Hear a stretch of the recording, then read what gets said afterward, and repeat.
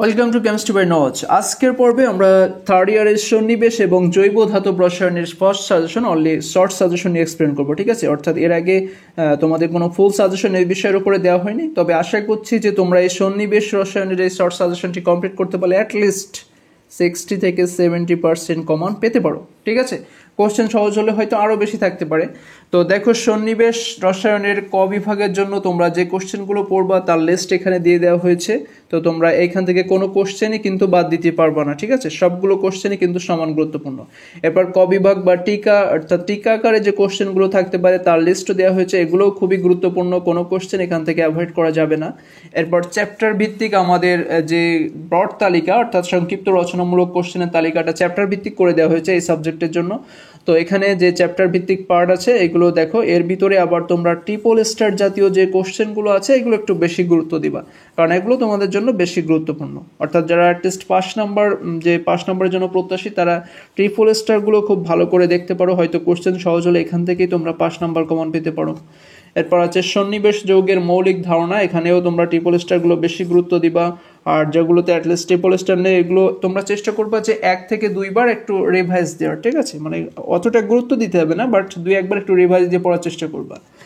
ওকে, সন্নিবেশ যৌগের বন্ধনের জন্য 2টা কোশ্চেন আছে, পরবর্তী পেজে দেখবো আমরা এই চ্যাপ্টারের আর কি আছে।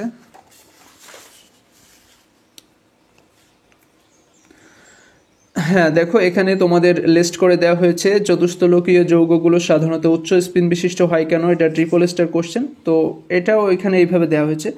তো এখানে একটা মজার বিষয় হচ্ছে এই যে কোশ্চেনটা দেখো, মোট বা আণবিক অরবিটাল তত্ত্ব এমওটি কি, এখানে এই কোশ্চেনটা আসলে তোমাদের এই দুইটার ভিতরে কিন্তু একটা থাকতে পারে। ওকে, যেমন অক্সিজেন অণু প্যারাচম্বকীয়, এটা এক্সপ্লেন করতে বলতে পারে, না হলে নাইট্রোজেন অণু ডায়াচম্বকীয়, এইটা পড়তে পারে, তা না হলে হিলিয়াম অণুর অস্তিত্ব নেই, এই তিনটা অর্থাৎ এর অক্সিজেন নাইট্রোজেন হিলিয়াম এই তিনটা থেকে কিন্তু যে কোনো একটা কোশ্চেন থাকতে পারে, ঠিক আছে? তিনটাই তোমাদের এই এমওটি বা আণবিক অরবিটাল তত্ত্ব অনুসারে এক্সপ্লেন করতে হবে। তো এরকম আরও বেশ কিছু কোশ্চেন আছে, আমি যদিও সময় স্বল্পতার কারণে এগুলো এতগুলো দেখাতে পারবো না। তো সন্নিবেশ যৌগের বিক্রিয়া কৌশল থেকে এই কোশ্চেনগুলো দেখবা, ধাতব কার্বনিল নাইট্রোসিল সমূহ থেকে এইগুলো লিস্ট করে দেওয়া হয়েছে। তো এখানে আরেকটা দেখো, এই কোশ্চেনটাতে হয় এনওকে পাইগ্রহিতা লিগ্যান্ড বলা হয় কেন, এটা আসতে পারে, না হলে মানব শরীরে এনওসিও অর্থাৎ নাইট্রিক অ্যাসিড এবং কার্বন মনোক্সাইডের প্রভাব, এই দুইটার কিন্তু যে কোনো একটা আসতে পারে। ওকে, তো এরপর আছে জৈব ধাতব যৌগ এবং তাদের প্রভাবকীয় আচরণ। এখানে দেখো এই 4টা রিয়াকশান থেকে 1-2টা 100% আসবে। ওকে, লিখে নিতে পারো, এই 4টা রিয়াকশান থেকে 1-2টা 100% আসবে। এরপর এই 2টা থেকে একটা কিন্তু আসতে পারে। তো এইভাবে তোমরা আসলে সন্নিবেশ রসায়নটা আমি যেভাবে এক্সপ্লেন করলাম এইভাবে পড়ার চেষ্টা করবা। খুবই শর্ট একটা সাজেশন, আমার মনে হয় না যে পড়তে খুব একটা সময়ের প্রয়োজন।